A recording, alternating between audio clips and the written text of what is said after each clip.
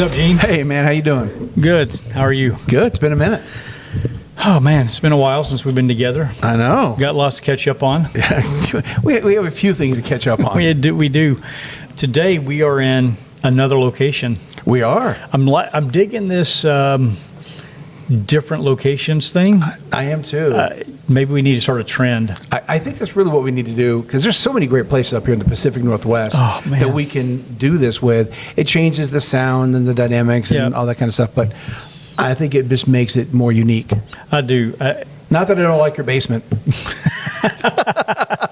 The dungeon. It sounded really weird. But today, we are probably at probably one of the nicest places that we could even be sitting. Very, very special location that we're at today, and we're surrounded by just some immaculate examples of cars that just will blow your mind. Yeah, this place is special for sure. So why don't you give us a little talking to about where we're at? Yeah, for sure. So we are at Griot's Garage. We come here a lot. So over here at Tacoma, Washington, Griot's Garage is headquartered here. We do lots of coffee and cars, lots of events. We spend a lot of money here. The first Saturday of every month, they do a Cars and Coffee. Yep. You get here 8 a.m. or earlier, get your spot, go get your coffee, get your donuts, and there's just all kinds of crazy cars here. Today is more of an American theme, but there's still Lamborghinis, Ferraris, McLarens, all kinds of other stuff here. Everything is here, which is great. Because we come here so much, and we have relationship with the leadership team here. They were gracious enough to let us sit here in the back room. So if you ever come in here, you've got the retail center, where we go spend lots of money. We don't ever leave here without spending money. So just a little plug, they didn't ask me to do this. I'm just doing this because I want to. Their products are great. Excellent we use products. them all the time. It's pretty much everything I have in my garage that I use is a Griot's product. Yep. And I generally get it the first Saturday of every month when I come here for coffee and cars. But they were gracious enough to let us come in. So the retail center, then they've got like a diner area, which is really cool. It's like 50s diner style with the vinyl red and white seating, which is really beautiful. They have a inside museum. Like display area. What, 10 cars? 8 to 10 cars? Yeah, 8 to 10 cars, depending on the sizes of them. Yeah. So that's really cool. Today they had just a nice collection of cars in there. And they rotate, by the way. They rotate like monthly, probably? Yeah, and themed. Right. Yep. So in the back room, though, that they don't take people to very often, they've got a garage here, which is kind of storage, but it's also where they store some of the house cars, I guess, the Griot's owned cars. And we are sitting by some amazing customs, some amazing race cars. I mean, if I'm looking around, the car that's about 8 feet from my right side here is it's a 599. It's a black Ferrari 599, and it is the last manual car Ferrari ever made. It's a gated manual. It is the last one that they ever produced. Gorgeous. Beautiful. Behind that is Ayrton Senna's F1 race car. I know. That thing's insane. I've heard that thing fire up, and it's ridiculous. So we've got that car sitting maybe 15 feet from us. Right behind Dan, there's Bruce McLaren's number 4 race car. Is that the papaya, right? I think that's the papaya color. The papaya color. It's not sparkle, but right. And this is an actual car that Bruce McLaren raced. Now the owners of Griot's races this car. So in the vintage race, I think it's Richard. Yeah, he races this car, and his son does too. But next to that is the number 51 car. It looks the exact same, but what we found out today, it's actually a customer car. So what McLaren did to help fund the race team was they took the race car here and they copied it and made a clone of it. It's number 51, and it's a customer car, and they sold it to customers so they could help fund the race team. And it looks almost the exact same. It does, some slight changes, but almost the same. And then to the right of that car is another car. I don't even know what to call that car. It's another race car but it's built as a customer car by the manufacturer for a customer. Yeah. And as I roll around, you've got Ferrari. Like these are vintage Ferraris. Immaculate condition. Immaculate. I mean, everything in here Flawless. is just amazing. It's amazing. And there's a car over here. I don't know the name of it, but it is like another custom car that they built For SEMA. for SEMA. Right. Yeah. They've got a couple of SEMA cars in here. So we are in a really amazing facility. And thank you to Guy and thank you to Griots for letting us come here. We really do appreciate it. We love the relationship we have with them as just as people, right? As and fans. They're so gracious Oh, yeah. with their time and whatever you need, like help out. I mean, just really good people. Good here. people, great products. Love the facility. If you're building a facility for coffee and cars, this is the place. Oh, Like- and then we're not there, but just on the other side of this building Oh, yeah. is Griot's Motors, which Yeah. is where they do restoration. And they had I forgot what event they had last year, but they had that place open. You could go do tours down there. I missed it. I couldn't come. I was. That was, I mean, you walk in, it's just like here. Everything in here is like the floors are beautifully It's clean. like a surgical center in here. It's super clean. Very clean. Very nice. Same way in the motors place too. Yeah. Super clean. Everybody's got a certain bay and they got all the tool. I mean, really top notch. They do a really good job. Yeah. The whole Griots team, they are passionate about Yep. cars, are passionate about detailing them, passionate about it, and we appreciate that passion because we are too. Yeah. Just a little bit. What's been going on in your world? You know, since we last spoke, I have literally not done anything. It's been work, and kid stuff, family Yeah. stuff. So I have not done anything. I'm looking forward to a track day next month, or in a few weeks. In a few weeks. Yeah, and going back to ORP. So I am so excited about that. Get on the road, get down there, and put some. Try not to have another Gene's Corner. Gene's going to have to get an instructor to help him see how to drive again because it's been so long since he's been on the road. Oh, for the love of God, really? Well, that was the last track day, so I mean, It's been a while. It's been a minute, yeah. Well, on the opposite end, I've been quite busy, A little bit. just a little bit. I think the biggest thing for me is that I did a little trip. I put about 2,500, 3,000 miles on a trip, maybe more than that. I forgot. Maybe it was 4,000 miles. It was quite a long drive. A little drive to a place that we call Coda. So pretty cool. I participated in a drive, I wouldn't call it a rally, like an official rally, but it was a cruise where I met up with a group and we drove from Utah, Park City, Utah, through Colorado, down to New Mexico, and then over to Coda. I'll talk about that trip first, and then we'll get to Coda. I have to tell you that we 100% have to get a group of people and go do the drive from Utah through Colorado. The best driving Yeah. I've ever seen in my life. I was getting pictures from him throughout the trip, and I was realizing I really don't like Dan because I was so jealous. So my hatred for Dan, just at this moment, just shortly, was pretty high. Even though I could have gone too. The drive through Utah, I mean, everything from Utah all the way down to New Mexico was just mind-boggling, gorgeous. But there was a couple of sections that really took your breath away. And it's an area that they call the $1 million highway, I think is what they call it. I think it starts somewhere in Colorado. I don't know the city that it starts in, but it's a stretch of highway that I think the reason it's called $1 million highway is that when they put this in, it cost $1 million per mile to put that stretch of highway in. Wow. I mean, you're out in the middle of nowhere, right? Cutting Yeah. through the mountains. And so I can see how it would cost quite a bit. But I'm telling you what, driving through the canyons. So in one section, there's lots of varied terrain. But in one area, we're driving through steep wall canyons. And when you hear that flat plane crank echoing off the walls, it's amazing sound. Nobody on the roads. Like these are all back roads. I'm trying to remember if we ever even got stuck. I don't think we ever got stuck behind, like a cattle car or something.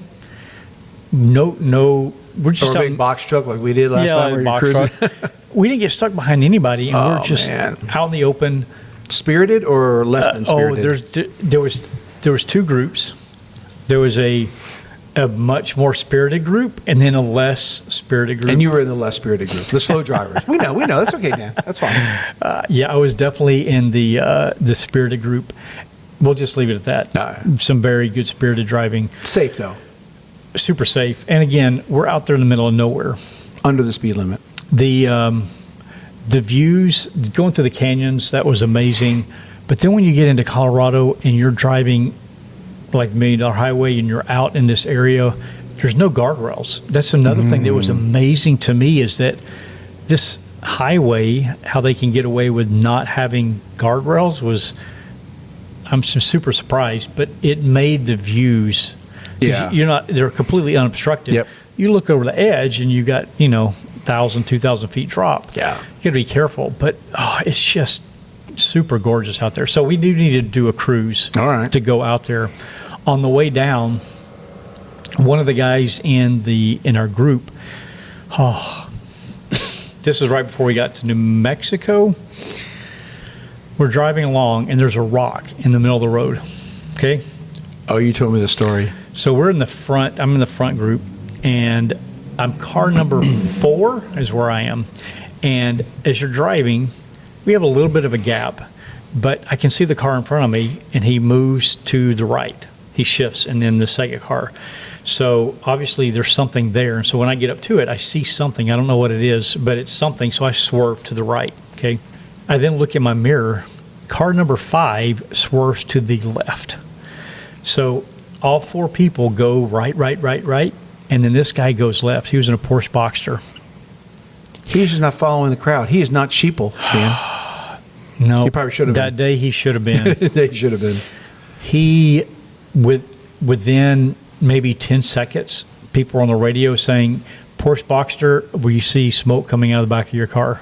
Long story short, he tore apart his oil pan, blew all the oil out. That trip was, 3 weeks ago? I think it was 3 weeks ago. That Seems trip longer was. than that. Maybe it was. Maybe. Whenever it was, 3 to 4 weeks ago. That guy's car still has not been repaired. Is it still out there? It's still out there. But yeah, they towed it back to, I forgot where we were in Colorado. We're on the way to Santa Fe, but they had to tow it back to, a small city, and there was a repair shop there, but they had to get the parts. And so as of this past week, he was still waiting on. But it's a Porsche Boxster. Those parts should be. I know, you should. Those are readily available. So maybe it's the shop. I'm not sure, but I felt so bad for that guy. And my vehicle was part of a video production, which will be coming out. I'll talk about once it gets released. But this guy's car, we were on the way to the photo shoot, and that car was going to be part of the video production. And so it didn't get to be. I felt bad for the guy. I really did.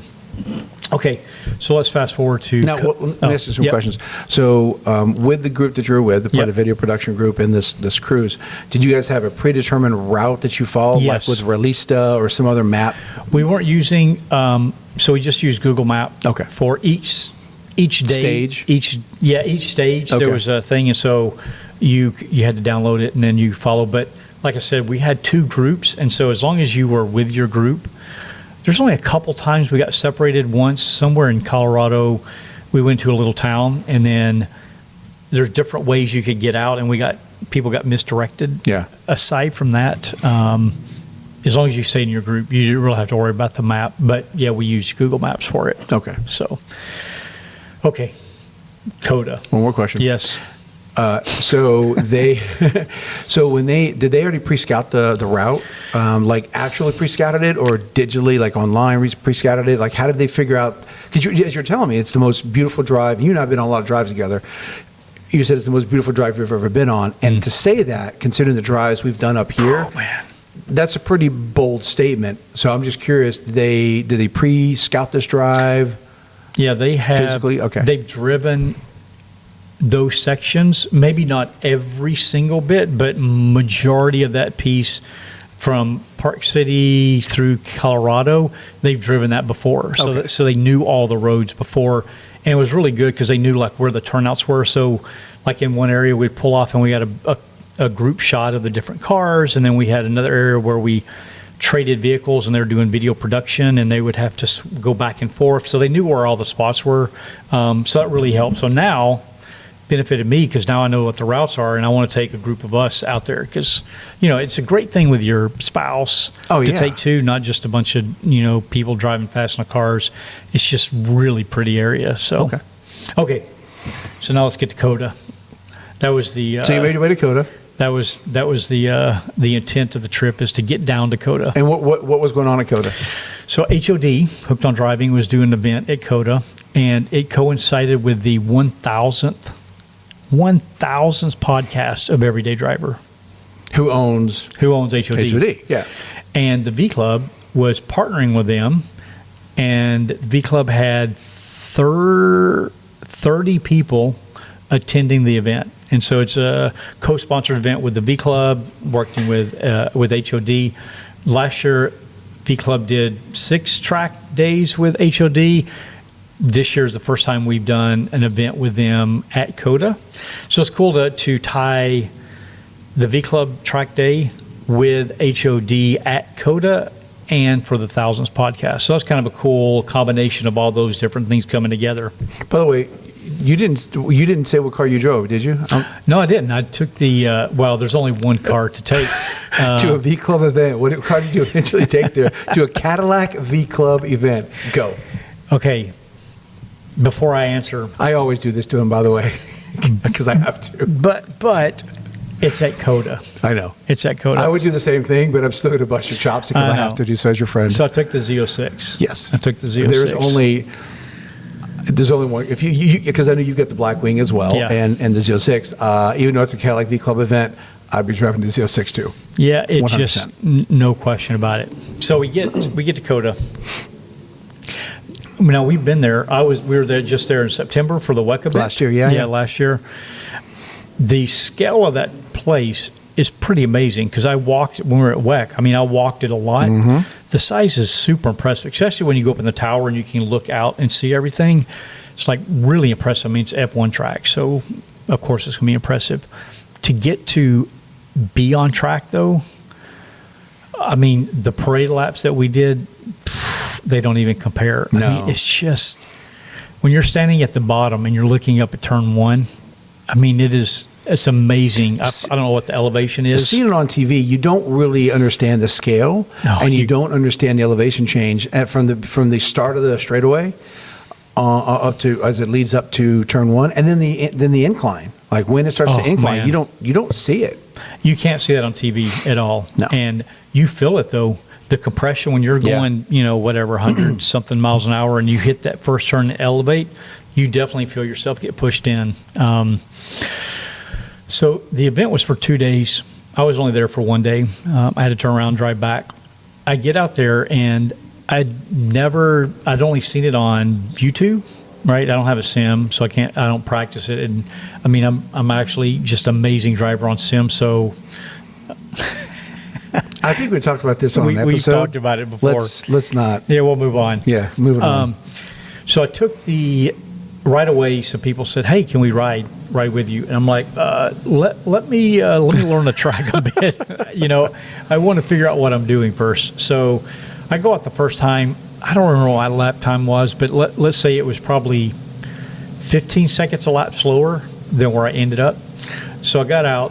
Well, do you remember the trash I was talking about Amelia Hartford? Not talking trash about Amelia Hartford, but talking trash about your times compared to hers? Yes. Yeah, now granted, she was in a 0-1. She's in a 0-1. And she was running 2:19s, which without even pushing it was only a second and a half slower than the fastest production car there. And Dan's like, "I'm never going to tell you my times." And that's before he even drove out there. Oh, man. So I would say the first time out, has definitely been intimidating. Mm-hmm. So I'm running in the expert group. The people that were surrounding me, can you guess what cars they were driving? Blackwing. Oh, Porsches. Yeah. Yeah.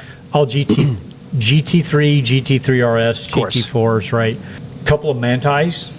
Ooh. Yeah. 2 people just put the Manti kit and they trailered them. I think that kit's like $150,000 or something like that. It's $100K plus just for the kit. That's insane. On top of the price of the car. And they had them trailered out there. So they were first time on the track after they got them done. So I'm with all these super fast cars, and there was another car that was out there. I'll tell you maybe in a minute. That was in I think he was in a 765. Okay. So, there was a 720. There's a 720 and a 765 that were out there.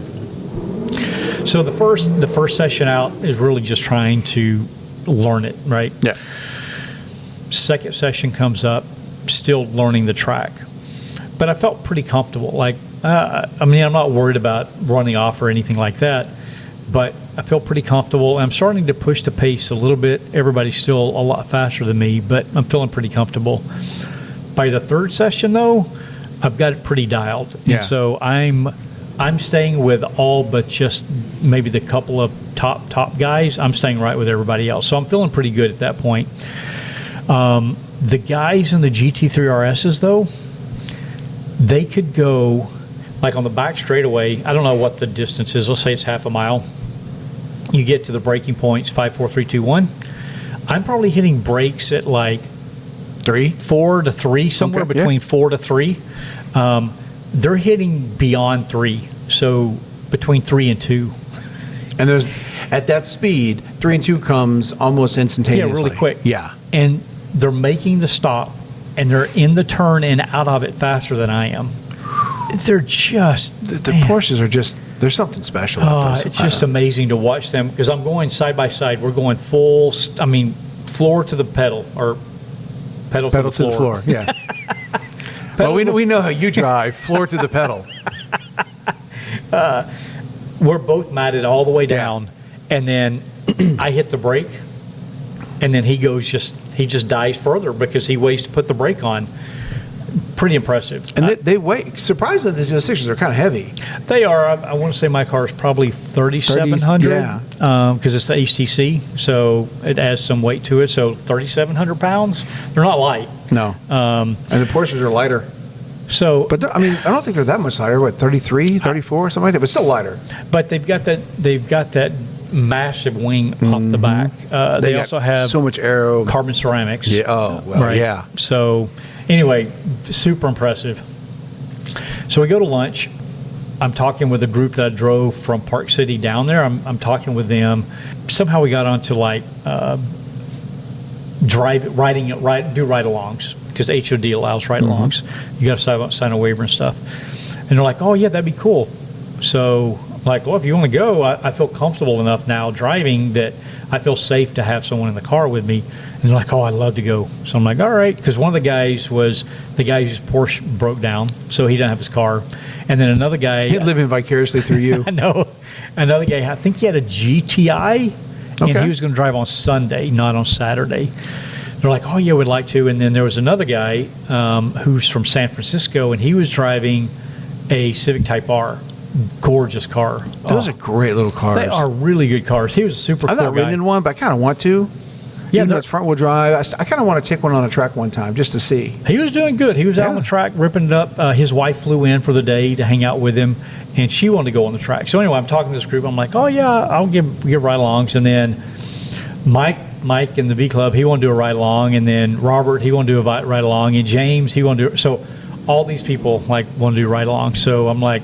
Should charge them $20 a ride-along. I should have, pay for your gas. Pay for... just for the track day gas. Man, I know. Because actually, the track gas sidebar was only $4.50 a gallon. At the track? At the track. What it's what? At ORP, it was like $6.50, right? Almost $7. To $7. Ridiculous. $4 a gallon. Now, granted, outside the track, it was only $2, so it's double that is the also price. ridiculous. But $4 to us, that's just what normal gas is up here. So anyway, all these people do ride-alongs. So I'm like, all right, we'll do. So I did ride-alongs with like 7 people. I did ride-alongs.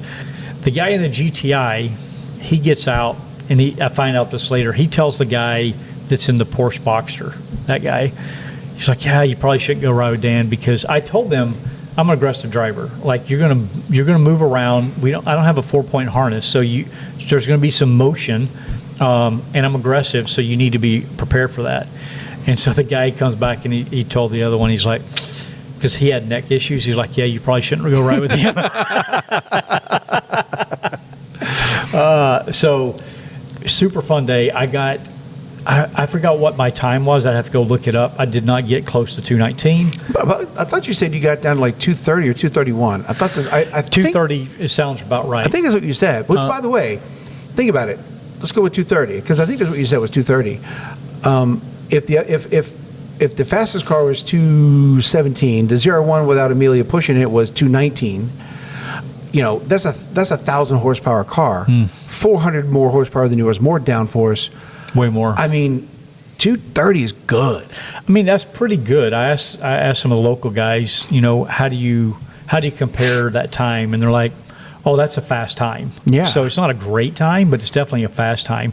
There's areas where I know I could have shaved. I mean, Garmin told me I think I could have hit a 227 just from putting everything together. So that's 3 seconds just of screw ups. What area did you feel most comfortable in, and conversely, what area did you feel not so comfortable in? I don't have a map, and I don't remember the numbers, but there's a sequence after I'll call them the S's. I think it's like turn 3, 4, 5.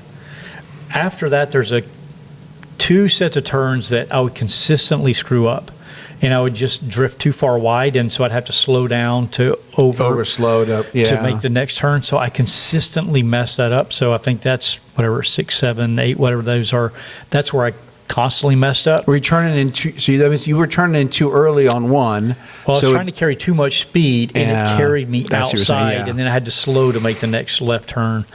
I tried to follow the GT3s, but man, those guys, again, I'm on 4Ss. Well, especially if they're on cup I'm cup on tires 4Ss, they're on Cup 2. So they were holding their line and sticking and keeping that where I'm drifting out. They're like tucked and hugging.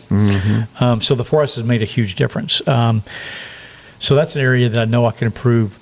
What about turn one? Because turn one, you're carrying a lot of speed. Even though you start compressing as you're going on the uphill, and you're starting to brake as you're compressing. I got to believe as you crest that hill, does the car feel like as you're turning in get a little bit loose because it's unloading? It never felt unloose to me. You could definitely tell where it's unloading a bit, but I think my problem again, first time on the track, I could have gone deeper into turn one. So even though you got the hill slowing you down, and I'm trying to hit the brakes as late as possible, I probably could have gone at least another marker deeper. That's just me not feeling confident yet. Did you feel the car was loose anywhere around the track? Like not because of like driver error loose, but doing everything perfectly, the car was just a little loose. And there's a reason why I'm asking that question. I'll explain in a second. I can't think of an area. I mean, I do push the car hard, but I can't think of an area where I felt it got out of control where I'm like, oh crap, or I would cross that line. I don't think I got to that point yet. I was watching a video on YouTube last week, and it was I watch lots of car stuff and track stuff on YouTube, and this one guy who's apparently he's an instructor out there. He's in a black GT4RS. He was following a couple Z06s, and he made a comment. The video was titled GT3 or GT4RS and Corvette Z06. And he was talking about he's never seen one on track. He's excited to see it, and he was following one for a bit. And a couple of spots, you could see the car was getting a little loose on the rear end. And I don't know if the guy was overdriving the car or what the deal was. And the guy made some comments on, the car doesn't look really that great on the track. But he was in the advanced group, so so that's why I'm curious. What did you feel? There's so many variables, right? Oh, sure. Are you in PTM race mode, or what PTM mode? Right. So what PTM mode is the guy overdriving? Is he pushing too hard? What kind of tires was he on? I know that I had more to give, and I wasn't, but it's my first time. I'm not pushing it. Plus, you had to drive it home. Plus, I had to drive home. On those tires. So I can't be stupid on it. I would say if I had another couple days, I'm confident I could have been down in the mid-220s. But it felt stable on track. Yeah. I mean, I felt comfortable. The people that rode with me, they all had positive things to say about, how the car felt on track. None of them got out of the car saying, holy crap, I'm scared to death, like this is not safe. So I think overall it went well. Yeah, good. I'll say that we wrapped up the day, which is really cool, and just shout out to Paul and Todd at Everyday Driver, that I got to be one of 35 people that got to go to the top of the tower and participate in the 1,000th podcast that they did. Super special. I didn't know that. Yeah. Oh, that's really cool. That was really cool to be up top. And I think that's the only time that a podcast has ever been recorded. And I think it's the most people they've ever had at the top of the tower. So we all just standing around when they were we all had chairs. They brought up. Oh, really? Yeah, they brought up chairs. It was like a whole galley at the dais. A little galley set up there, and they had Paul and Todd in the middle, and they recorded. Was wind pretty bad up there? Or no, it's super beautiful, just great night. What a great venue to do a podcast. Oh, my God. I mean, it's not like Griot's Garage podcast like this, but, I mean, it's okay to sit at the top of a F1 track, and, It's average. Or as the kids say, it's mid, Dad, it's mid. All right, man. So we get done with that podcast recording at let's say 9 o'clock, okay? I think it started at 7:30, and it went for about an hour and a half. 9 o'clock, come down. Now, I've been driving all day at the track. Hot. I mean, not stupid hot, but it's still warm out. I get in the car and drive home. My wife wasn't super happy, about my plans. Listen to the rest of this story. Go ahead, continue. Well, I just drove home. And where did you sleep? Okay, so my plan was I need to get back as quick as possible, and I'm in Texas, so I'm like, it's like 2,300 miles, so it's definitely more than a 4,000 mile road trip. I need to get back home. This is Saturday night. I need to be back home by Tuesday for work. I've got 2 days to get home. That's a long drive for 2 days. So I've done the trip from Georgia to Washington 3 times in the military. But not in a Z06. Not in a Z06. But when I did it back then, my mantra was drive until you're tired, pull over, take a nap, wake up, drive till you're tired, pull over, take a nap, rinse and repeat. So that's what I was going to do on this trip. And it's what I did. So I leave at 9 o'clock. I get to about midnight, and I'm just dog tired. And that was after a full day on the track. Full day on the track. If you've never been on the track and you're listening to the podcast, well, I think we've talked about it when we did a podcast about track days. Yeah. But you're mentally exhausted because all day long you're driving on the track, you're paying attention to what you're doing, super hitting your focused. braking points, but also paying attention to what's going on around you, trying to make sure you save the car, you're safe to yourself, you're safe for everyone on the track, you have a good day. But competitive people like us, we want to go fast, and so mentally it's exhausting, and then that of course affects you physically. And then you went home and you drove home, or then you got in the car and you drove home. Yeah, you're a madman. My wife wanted me to stop, and stay the night in a hotel. But I'm like, if I do that, then it's going to take me longer to get home. And you didn't. And by the way, you weren't going exactly straight home either. No, I had to drive back. I had to go back to. So it wasn't direct. So I had to go back to Utah to pick up my truck and trailer because I dropped it off. I trailered the car to Utah, but it needed some repair work. So I actually dropped off the truck and trailer at the manufacturer. While I was gone. So I had to go back there to get it. So when I left Saturday night, I drove to about midnight, super tired. So I'm like, all right, got to find a place. And I found a gas station that was well lit. I usually try to go to rest stops, but we're out in the middle of we're all back roads at this point. So I found a well lit gas station, but it is stupid hot. It's like, I don't know, it's like 85 degrees at night, super hot. Oh man. So I pull over, well lit. And I just sit back in the Z06. It doesn't recline, and I'm trying to sleep, but it's so hot, so hot. I open the windows. I'm like, gosh, I don't know if that's any better. So I worry about no-see-ums and mosquitoes and flies and stuff. There weren't a whole lot of bugs that time. That's good. Yeah, not too many bugs. So I cranked the car, turned on the AC, fired it up, got cold enough, and then I went back and then I turned it off and I went to sleep. So I slept for, I don't know, 3-4 hours, got a good nap, woke up, and I drove. And then, I'd get tired, I'd pull over, take a 20-minute nap, wake up, boom, I'm ready to go. So I made it back home in a day and a half. So the power nap, the 20-minute power nap, don't discard that. That is actually a powerful thing. It is 20, 30. I've done that after track days. Pulled over in the Bass Pro parking lot. Yeah, oh yeah. Took a 30, 40-minute nap, got up, ready to go. Man. And that wasn't driving. That was driving like an hour and a half. That wasn't driving. After a full day on the track, that wasn't cross country. So 2 things are not the same there. I get it. But that was, but I did that all the way back, Yeah. and it worked out fine. Never had an issue. I will say there was one time kind of freaky. It was somewhere in Texas. I pulled over to take a power nap, and it was stupid hot. And I had my sunshades up to kind of block the sun. And I tried to park on the side where I was getting a little bit of sun break. At some point, it must have got.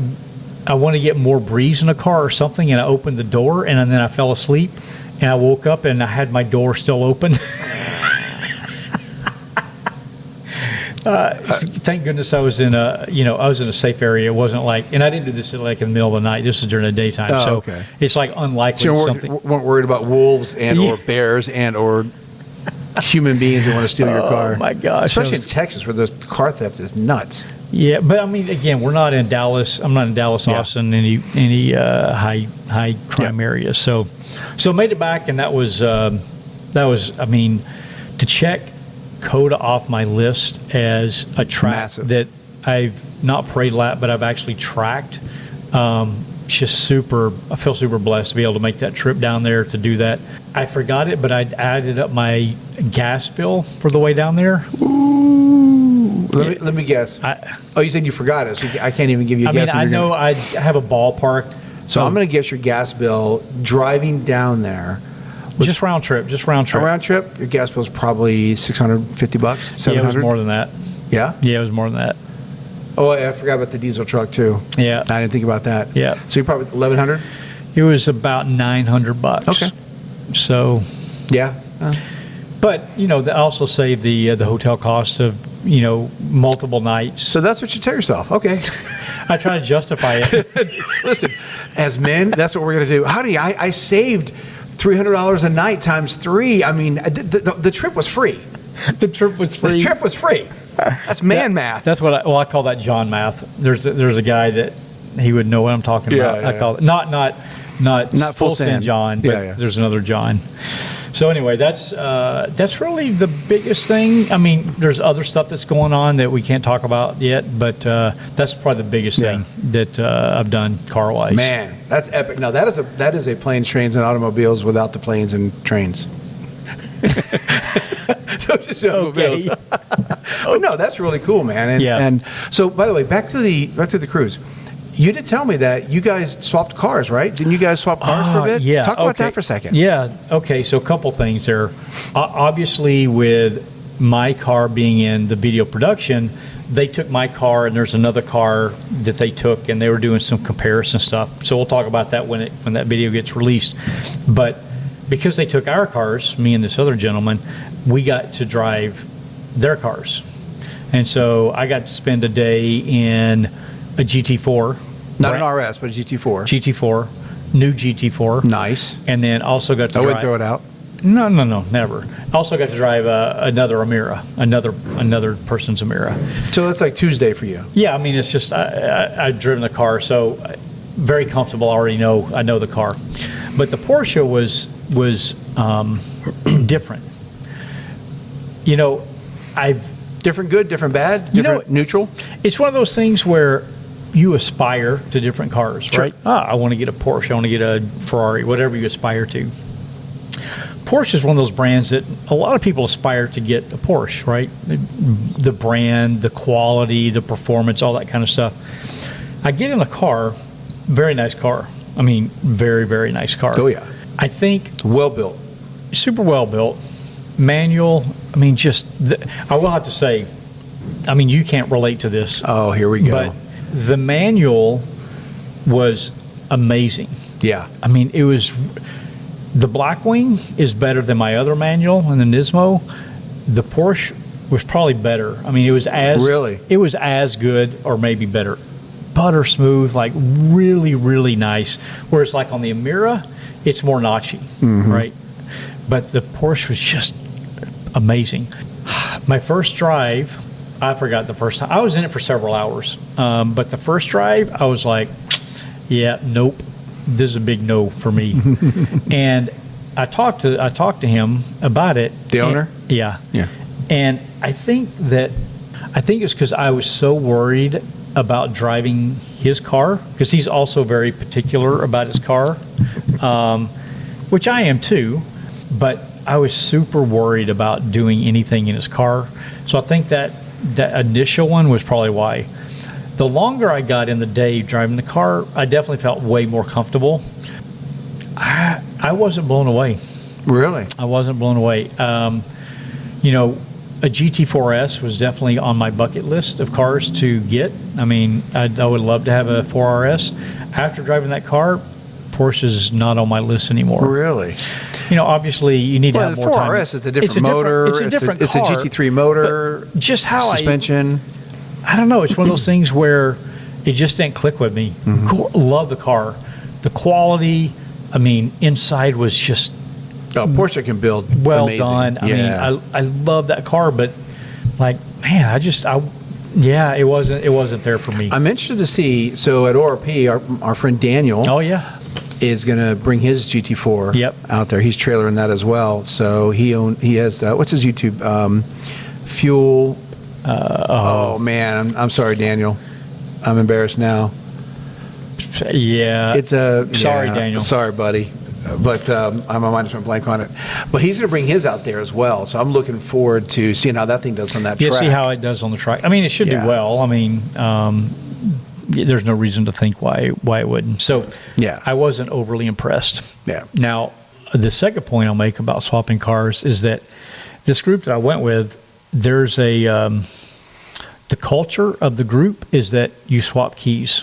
I knew that going into it, and I was like, well, how do I feel like letting strangers? Now, obviously, people are going on the cruise. They're good drivers, you know, they have good cars, but man, I don't know anyone. And so people are like freely just swapping stuff out. Like, hey, let me drive your thing. One guy came up to me probably day 3. I can't remember.